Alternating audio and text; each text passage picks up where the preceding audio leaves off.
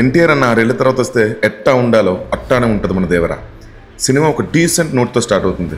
Good introduction, ఆయుధ పూజ sequence అయితే వేరే level, మంచి హై ఫీల్స్ వస్తాయి.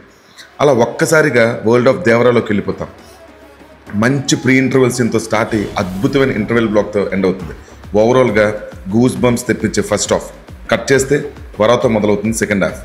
జాన్వీ ఎంట్రీ ఎంత అందంగా చూపించారంటే కొరటాల గారు ఇప్పటి వరకు జాన్వీ చేసిన అన్ని సినిమాల కంటే ఈ సినిమాలో చాలా అందంగా కనిపిస్తుంది.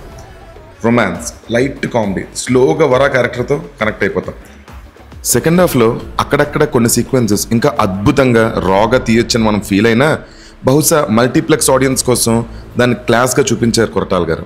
మాస్ ఆడియన్స్కి ఫుల్ మీల్స్ పెట్టేశారు, ఫ్యాన్స్కి అయితే పూనకాలు తెప్పించే పండుగ. అనిరుద్ధ్ అన్న బీజిఎంతో ప్రాణం పోశాడు. Rathnavelu sir, Sabu Cyril sir did a fantastic job. Action blocks and VFX అయితే అత్యద్భుతంగా తీర్చిదిద్దారు. అది స్క్రీన్ మీద చూసినప్పుడు కన్నుల పండుగలా ఉంటుంది. ఎన్టీఆర్ అన్న గురించి ఎంత చెప్పినా తక్కువే. లాస్ట్ 15 minutesలో ఆయన చేసిన యాక్టింగ్, ఆయన క్యారెక్టర్లో చూపించిన వేరియేషన్స్ అయితే ఫ్యాన్స్ అందరూ శివాలెత్తిపోతారు. క్లైమాక్స్ సడన్గా ముగించేశాడు అని అనిపించినా సరే మన మదిలో చాలా క్వశ్చన్సే మెలిగేలా చేశారు కొరటాల గారు. అవేంటి అనేది సినిమా చూశాక మీకే అర్థమవుతుంది. ప్రతి ఒక్క ఎన్టీఆర్ ఫ్యాన్ గర్వంగా కాలర్ ఎగరేసుకొని తలెత్తుకొని థియేటర్లోంచి బయటకు వస్తాడు. ఫైనల్గా దేవర అన్నాడంటే చేస్తాడని సామే.